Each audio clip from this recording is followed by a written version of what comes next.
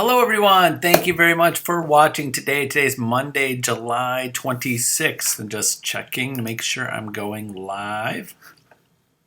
And there I am live. So today, what are you trying to accomplish? That's today's topic, but I'm going to concentrate. There's a lot of things you could try to be accomplishing in life, but today I'm going to really try to concentrate on prospecting and things that you have to have on top of mind, and a list of things that you should be trying to do while making your prospecting calls and networking with people and getting in front of people. And what are you trying to accomplish especially when you have these phone calls with people. So I have 8 things that I've written down. I'm going to go through you one by one. So again, when you're making your prospecting calls every day, hopefully at least a few, or Monday through Friday, for an hour, when you're making your prospecting calls, these are 8 things that you want to have on top of mind. So number one, of course, is to try to get an appointment. So when when calling people, if they're looking to buy or sell a house, and hopefully this is not the first call you've made with these people. It's people you've been following up with for a while. Let's try to get an appointment with them if they're interested in buying or selling or just meeting with you. So remember, even if they're not buying or selling now, you can still meet with them because you are going to give them some value, and that's on the list too.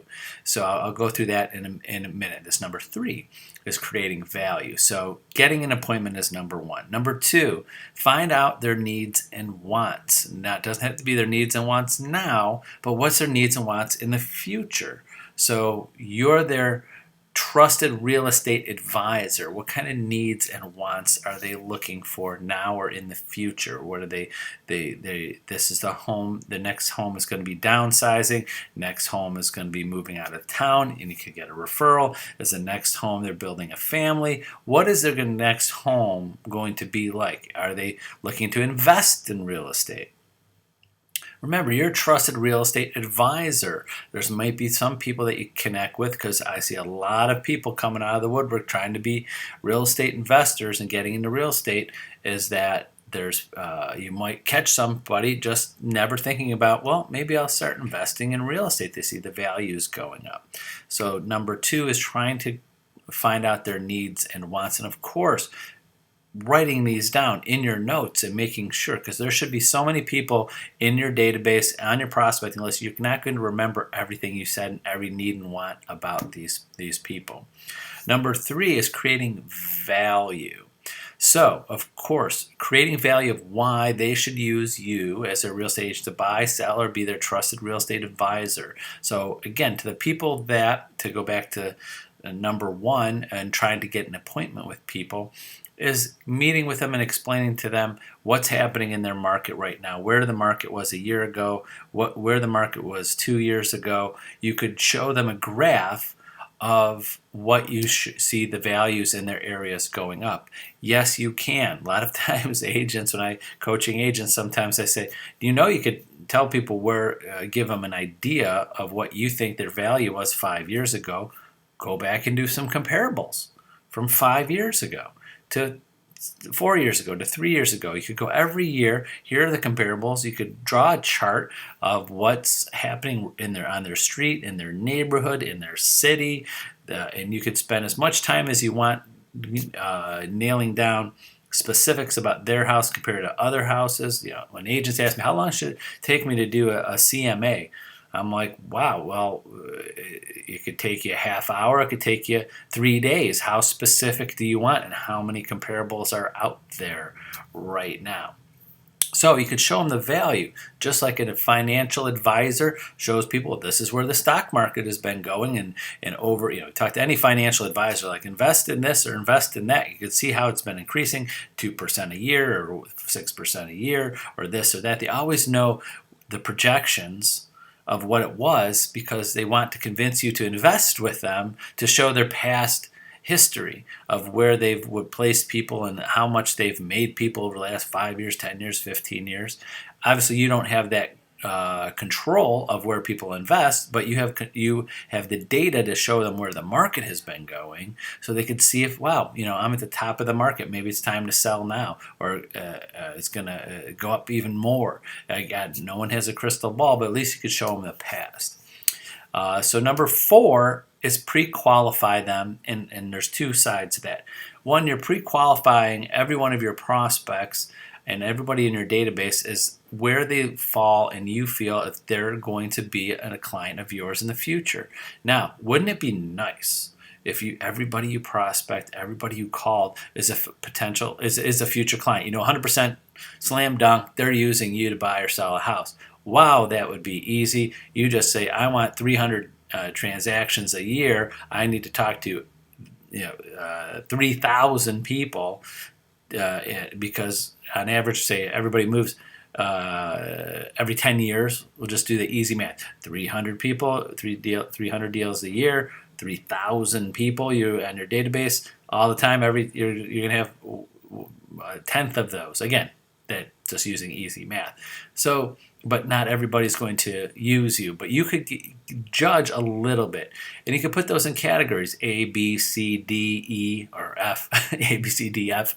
Obviously, the Fs and the Ds of those people that you think, got to get those off your list. You're like, these are people, they're whatever reason you're giving. But I think as long as you have the time, the systems, and the tools, you keep everybody on your list. You never stop calling them unless they tell you to stop calling them. If they tell you to stop calling them, you got to rate them maybe once every 5 years just to check in on them, because I've had clients in my past. I've had agents that have clients. I have agents with me right now that told me 5 years ago they're never changing companies, but now they're with me. So if I stop calling on those agents, and maybe one of you or some of you are those agents, they say I am totally would never leave the company I'm with, and then all of a sudden they're joining me here.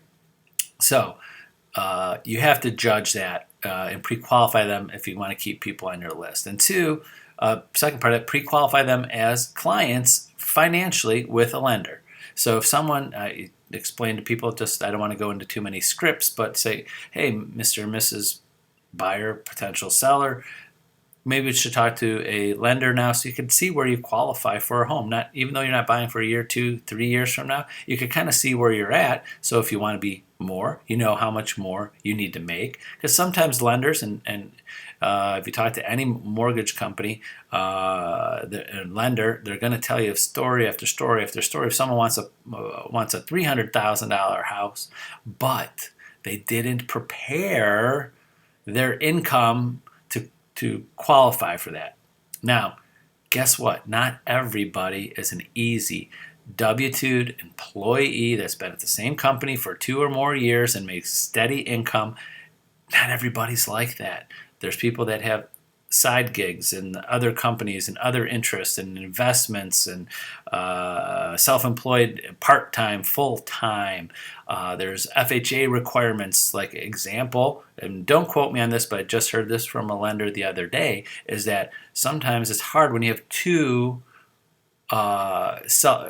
full-time self-employment incomes.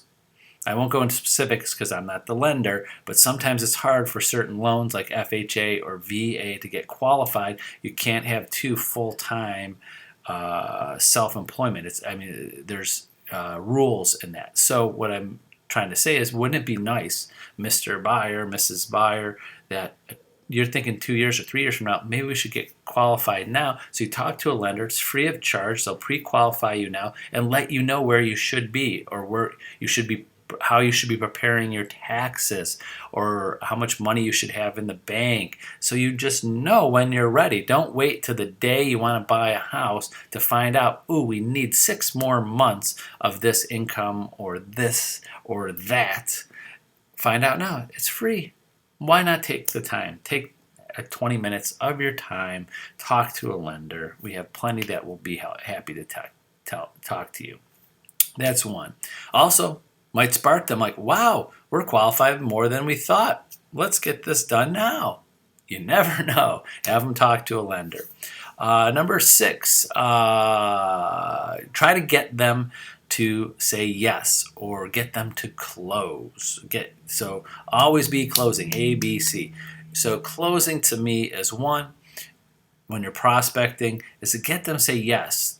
To example, you could figure out a script that's best for you, but you could say things like, now, Mr. and Mrs. Jones, I've been following up with you for the last 5 years, and I love having you as a client someday, and I enjoy talking with you and building a relationship with you. But just want to make sure, are you ready? When you're ready, are you going to use me to buy or sell your house? Yes.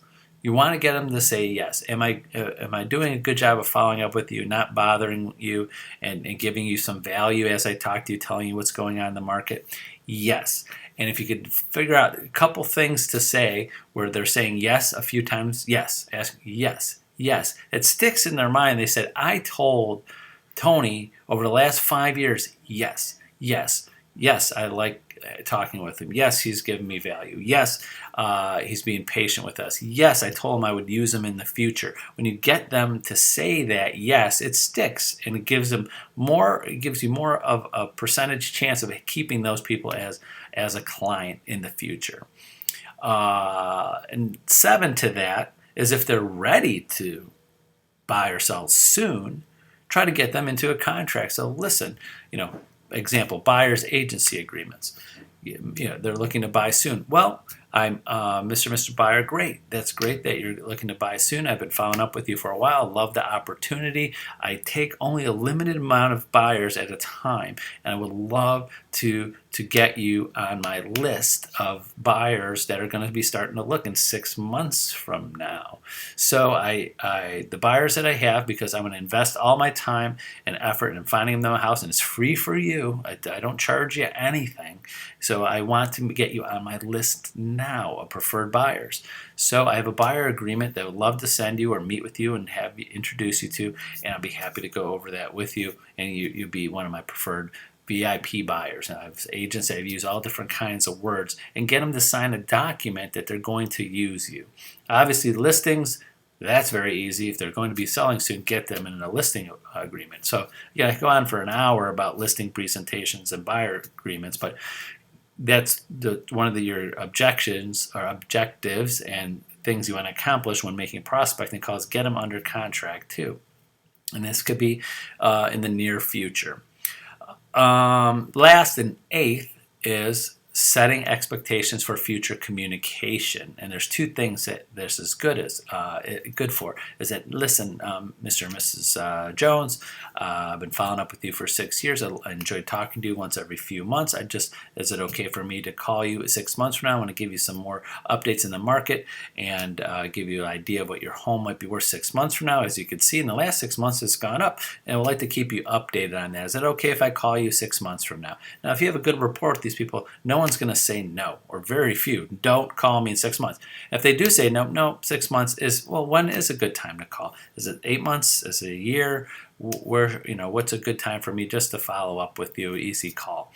And they'll give you, well, a year from now. Most people give you, if you're having a conversation with them, will give you the okay to follow up with them. Even those people, you might be one of those people that are in the back of their mind hoping that you don't. Like, oh yeah, follow up with me in the future. I'm king of that. I do that all the time with different salespeople. Because one, I don't say no because I might want their services someday. I just don't have time for them.